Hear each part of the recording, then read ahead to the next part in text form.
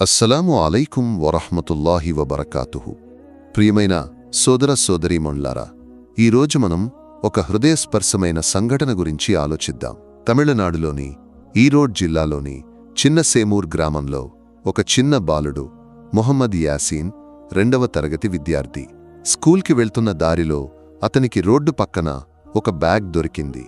తెరిచి చూసినప్పుడు అందులో నోట్ల కట్టలు, సుమారు 50,000 రూపాయలు. ఒక్క రూపాయి కూడా తీసుకోకుండా అతను నేరుగా టీచర్ దగ్గరకు పరిగెత్తాడు. టీచర్ ద్వారా ప్రిన్సిపాల్కి, ఆ తరువాత పోలీస్ స్టేషన్కి ఆ బ్యాగ్ చేరింది.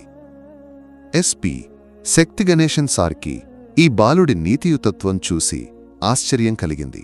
అతన్ని ప్రోత్సహించడానికి డబ్బు ఇచ్చినప్పుడు కూడా యాసీన్ తిరస్కరించాడు. చివరకు బలవంతంగా కొత్త యూనిఫామ్ మరియు షూస్ కొనిపెట్టారు. యాసీన్ తండ్రి ఒక పేద కూలీ, రోజుకి కేవలం 300 నుండి 500 రూపాయల ఆదాయం. అయినా ఈ బాలుడు తన పేదరికంలో కూడా నీతి యొక్క ఆదర్శంగా నిలిచాడు. ఈ సంఘటన ఇస్లాం యొక్క గొప్ప బోధనలను మనకు గుర్తు చేస్తుంది. ఇస్లాం నీతిని అత్యున్నత గుణంగా భావిస్తుంది.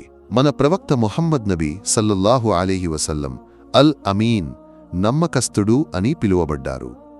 ఖురాన్లో అల్లా తాలా ఇలా చెప్పాడు: ఓ విశ్వాసులారా, అల్లాహ్కు భయపడండి మరియు నీతిమంతులతో కలిసి ఉండండి. నీతి అనేది మాటల్లోనూ చేతల్లోనూ సమానంగా ప్రకటించబడాలి. యాసీన్ చేసింది అదే.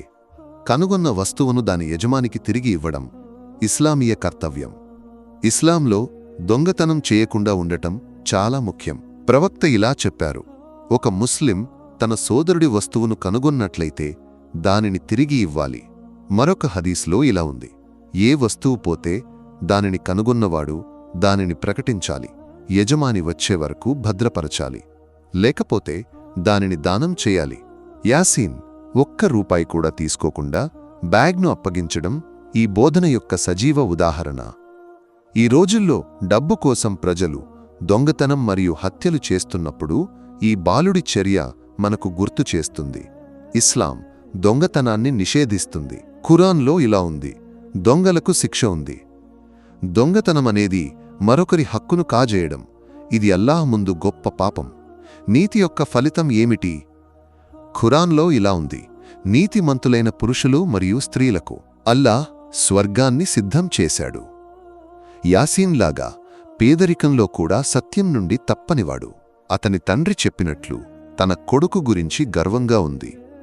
సమాజం చప్పట్లు కొడుతుంది, కాని నిజమైన ఫలితం అల్లాహ్ యొక్క ప్రేమ. హదీస్లో కనిపిస్తుంది: నీతి శాంతికి, దొంగతనం సందేహానికి దారితీస్తుంది. యాసీన్ తన చర్య ద్వారా ఇస్లాం యొక్క గొప్పతనాన్ని ప్రకటించాడు. పేదవాడి కొడుకైన అల్లాహ్ భయం అతన్ని నడిపించింది. ప్రియమైన సోదరులారా, ఈ సంఘటన మనకు పాఠం. మన జీవితంలో నీతిని పాటిద్దాం, దొంగతనం చేయకుండా ఉందాం, కనుగొన్న వస్తువును తిరిగి ఇద్దాం. ప్రవక్త చెప్పారు: ముస్లిం ఎవరో తెలుసా? ఇతరుల నాలుకలకు మరియు చేతులకు సురక్షితమైనవాడు. యాసీన్లాగా మనం కూడా ఆదర్శంగా నిలదొక్కుందాం. అల్లాహ్ మనల్ని నీతిమంతులుగా చెయ్యాలని కోరుకుందాం. ఆమీన్. వస్సలాము అలైకుం వరహ్మతుల్లాహి వబరకాతుహు.